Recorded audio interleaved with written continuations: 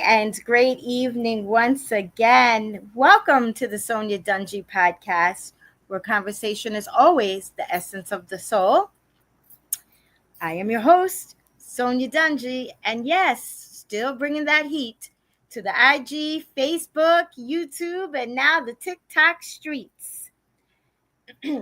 So, before we begin, I would like to thank Always Destined for Greatness LLC for your sponsorship tonight, as well as Drip City LLC Customs. Episode 169 is the boss up to rise above the anchors. So it is a complete joy to see all of you here tonight, including some new viewers joining us for the first time, but surely not the last time. Just jumping back and forth here. I see you coming in. Come on in. Thank you so much. So please take a moment to comment where you're tuning in from. I love seeing commenting. Speaking of commenting, so when value is being delivered, please type in the chat value, as well as if you are experiencing any time of breakthroughs or any type of aha moments as well. It's always important for me to see that. And I want you to know, as always, I see you, I appreciate you, and I value your presence always. So I'm reading the chat in here, and I have Washington, D.C. is in the building. Uh, and we have one tuning in from Bermuda on vacation. Yes, welcome. Tuning in from the Caribbean, Trinidad and Tobago. Yes. I also know Jamaica Queens is in the house. So thank you for joining, as always. And I really don't want to leave anybody out. So I am going to attempt to see everybody without having to call them out later. I believe in acknowledging. If you're taking the time to be here, I want to be able to fully acknowledge you if at all possible. So that is what I am attempting to do here tonight. Don't know if it's going to work, but let's see.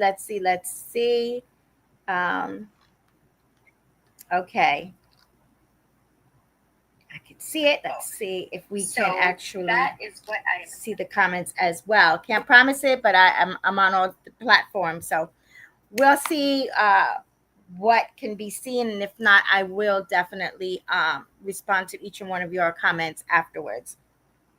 All right.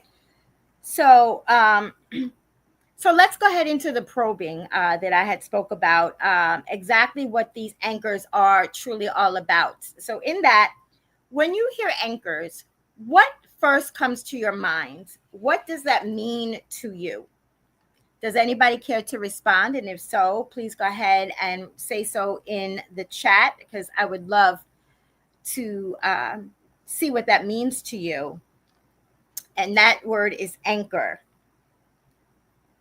So I'm popping in here, popping in there, trying to see what's going on.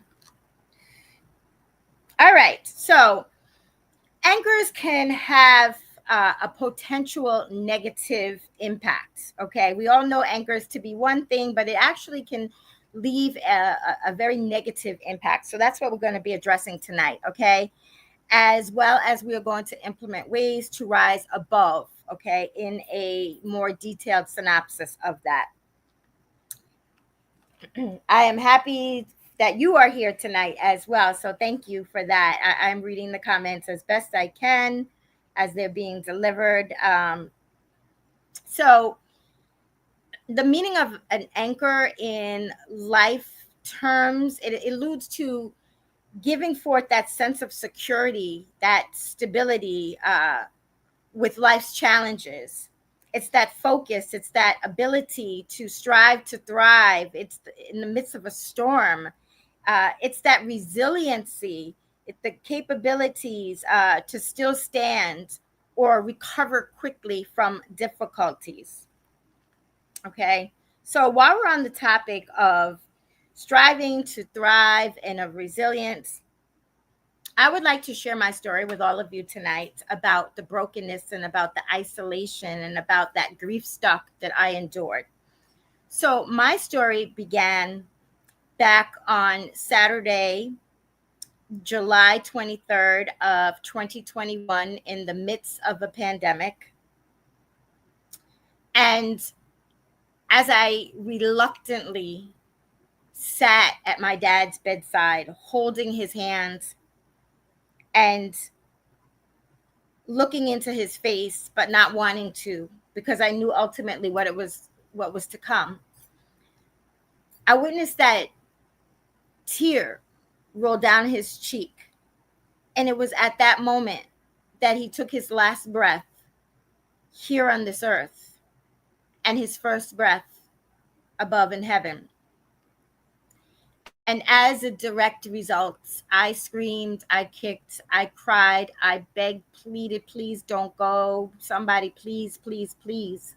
But inevitably, I knew what I had just witnessed. And as a result, I immediately fell into a dark place, spiraling out of control. I lost a lot of weight rapidly. I isolated myself. I was that gerbil or that hamster, if you will, on a wheel, just doing the same thing day after day after day, just to exist. At every opportunity, I was running to Calverton National Cemetery to feel that closeness with my father. Um, I didn't want to share my grief with anybody. I didn't want to tell them truly what was going on inside because in my opinion, they were all grieving, and I just didn't want to be that extra burden on them by knowing that I was too grieving. I thought I was coming across as the strong one, the determined one, the one that knew where my father was going, that could hold everybody up like I always did, like that Atlas, okay, putting the weight of the world on his shoulder. But it didn't work for me. And as a result, I stayed stuck for 342 days. When I mean stuck, I was broken. I was suffering in silence. I had no direction. It felt like there was no end in sight. It was minutes, well, seconds turn into minutes, turn into hours, turn into days, and then weeks, and then months, until it was almost an entire year. There was 342 days, as I mentioned, when enough became enough. I had lost my faith. I questioned everything.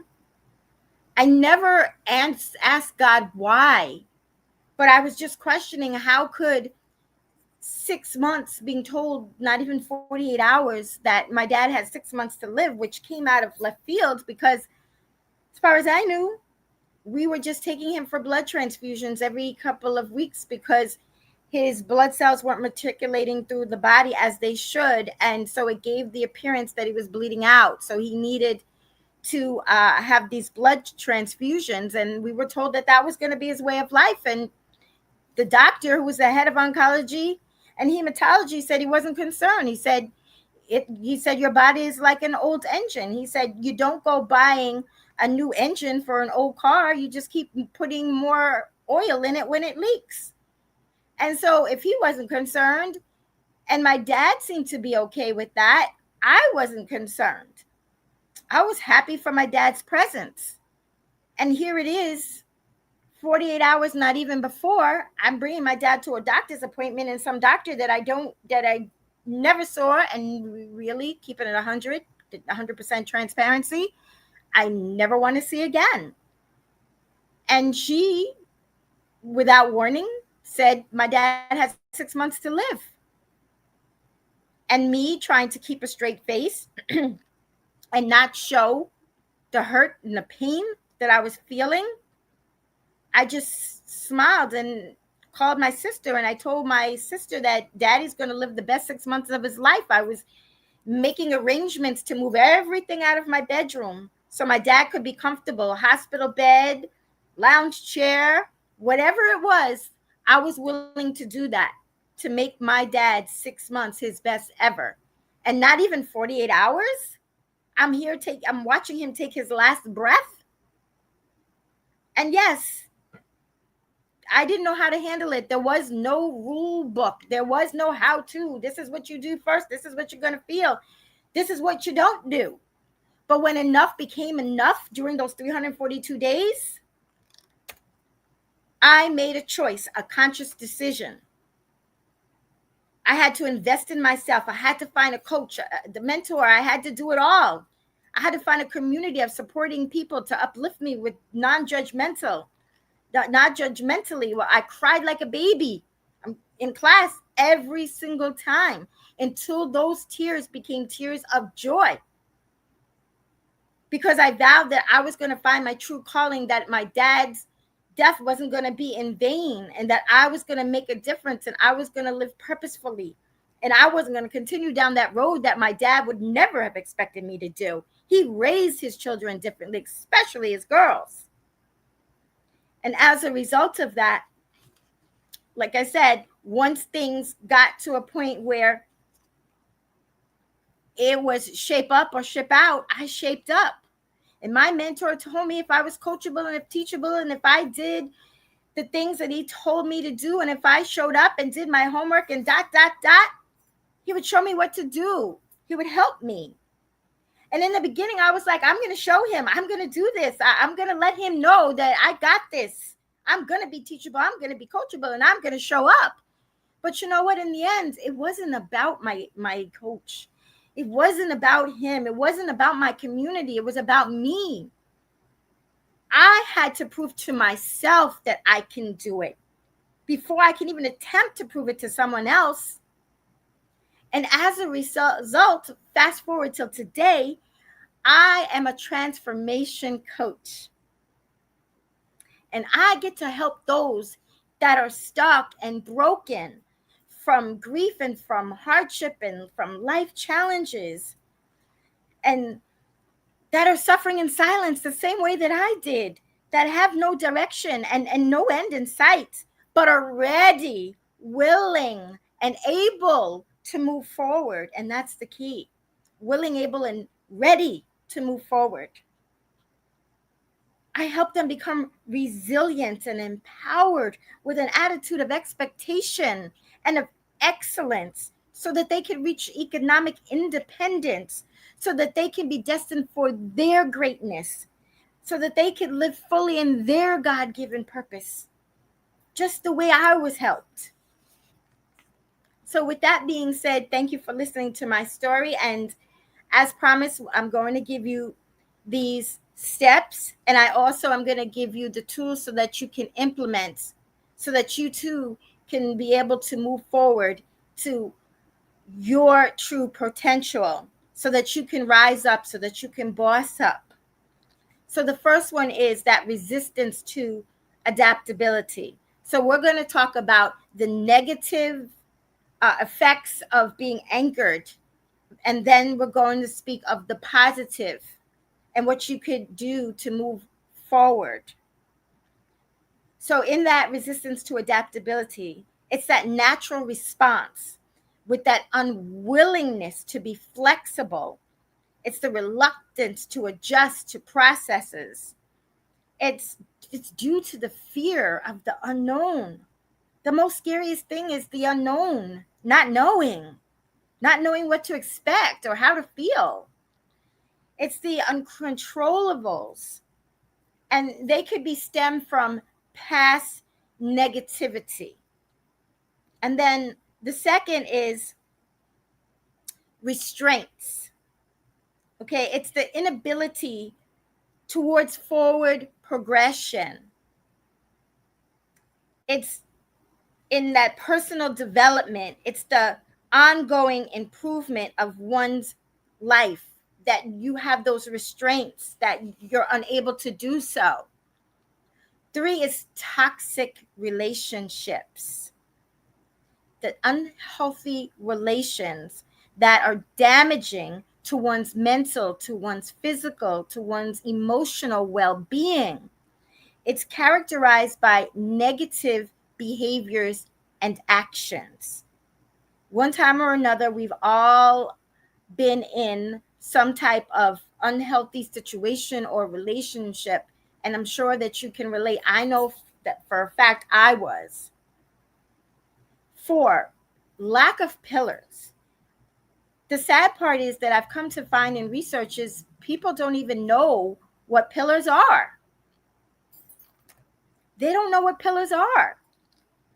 But a lack of pillar is not having the foundational life pillars, such as, for me, it's God, health, family and friends, service, business, and wealth. They don't know what they are. 5, abandoned goals and dreams. It's when you put your goals and your dreams on the back burner because you're no longer interested in moving forward to live life purposefully, because things happened in your life that swayed you in a negative way, and anything that was positive influence in your life, you've shut it down. You no longer want to be a part of that. But you see, we have to rise above. We have to rise above the anchors. As I say, boss up. We're all boss overcomers of something in life. So I choose to use the phrase, you hear me say it all the time, boss up. So with that rising up, we have to, 1, have a willingness to adapt. You want to make changes. You want to stay positive. 2, you have to be open to a mindset shift. Okay? And it was recently pointed out to me, because I was all around it in my explanation to you and things that has happened when I was stuck. But it's that perspective shift. And now I'm able to hit the nail on the head with that. It's a perspective shift. Okay? And you also have to have that growth mindset to strongly and unequivocally believe that you can embrace your challenges. Okay? And you can view your setbacks as learning opportunities. Thank you. I see that you are receiving value. I so appreciate you. I'm able to now see the comments tonight. I'm glad you're able to relate and that you are receiving value. And yes, thank you for validating that. Yes, we are overcomers. And yes, we got to boss up. We got to boss up. And this is how we're going to do so. Okay. 3 is reevaluate current relationships. We got to reevaluate our current relationships. It might hurt, but it's something that we have to do, whether it be our friends, whether it be our family, a significant other. You see, if they're not serving your well-being and supportive and uplifting and talking with positivity, it's time to demote some and promote others that fit into your category. And yes, we have to open to a mind shift, a perspective shift. Yes, thank you for that. Okay, so 4, sorry, losing my voice here. Note what your fundamental pillars are, what guides your decision making and your creativity, what creates value in your life. Okay? If you don't have pillars, research, develop them, know what you want, and make them your pillars. And 5, achieve your goals and your dreams. You see, aspire to set forth your goals into a tangible reality. Get them off the back burner. They don't belong there. And then set specific, measurable, achievable, relevant, and time-bound goals that align with your dreams. Don't haphazardly just think of something like, oh, heck, I'm gonna climb Mount Everest. Especially if you're not a climber, You don't like to climb. You're not fit enough to climb. I know that wouldn't be for me. That sounds like a major goal, long-term goal, a great goal. But that's not a Sonya goal. It's not practical for me. Take the action, like I said, and bring it into fruition. And then celebrate. Celebrate your achievements. Every achievement that you make along the way, make it a big to-do. Bust out the horns. Snap. Do something for yourself. Treat yourself to something. Have to be intentional about those we have around us, especially when we are growing in a direction others are not. Absolutely. Thank you. Yes, absolutely. Okay, so this is what will boost your motivation, okay? Your ultimate goals. Okay, and taking these 5 accountable steps to combat the anchors, Queen Warrior, nope, as Boss Warrior Queens. And let me add kings and let me add princes, because I was reminded that the things that I talk about can be relatable to kings and princes as well. And you're absolutely right. You are right. But you see, where I'm coming from as a coach, I'm talking from a place of experience. It's not from a book that I researched, referenced. It's coming from a place in which I experienced it firsthand. So I am speaking to you, boss warrior queens, because I'm a boss warrior queens, because I've been in many a battle. I could have succumbed to the battle, or I could have rose above. And I chose to rise above. So please don't take it as disrespectful if I'm just relating to boss warrior queens. I ask you all the time if you can relate. You don't have to be a boss warrior queen, but that's who I am referring to. Okay, so fully commit, not partially commit, not haphazardly commit, not once in a while commit, but fully ready to commit. Okay, because I've learned I can't pull everybody off the struggle bus, and I'm to a point in my life where I let that go.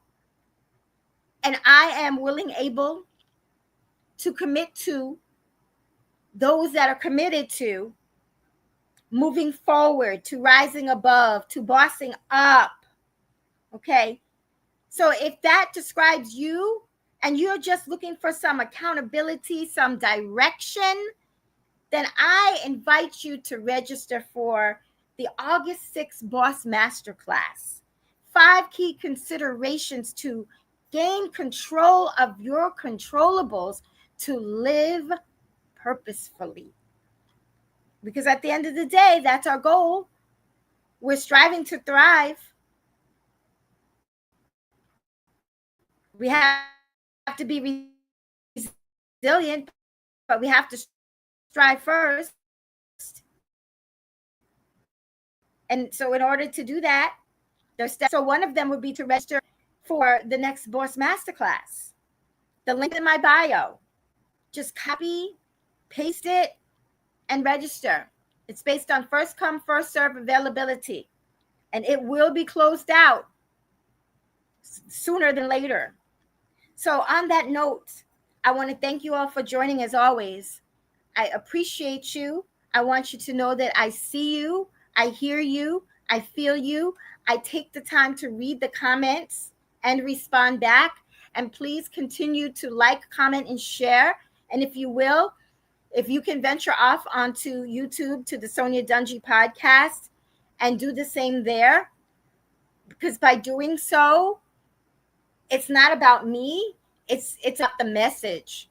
And the more people that I am thrusted out in front of those people can receive the message that I otherwise wouldn't be able to get out there. That's the reason why I do this. That's the reason why I stay present week after week. That's the reason why we're going into episode 170 next week. That's the reason why we do these master classes free of charge. So, with that being said, be safe, stay well. God bless you all. And remember, be always destined for great, your greatness, not to be compared with anybody else. Your greatness, your very best. Bye for now.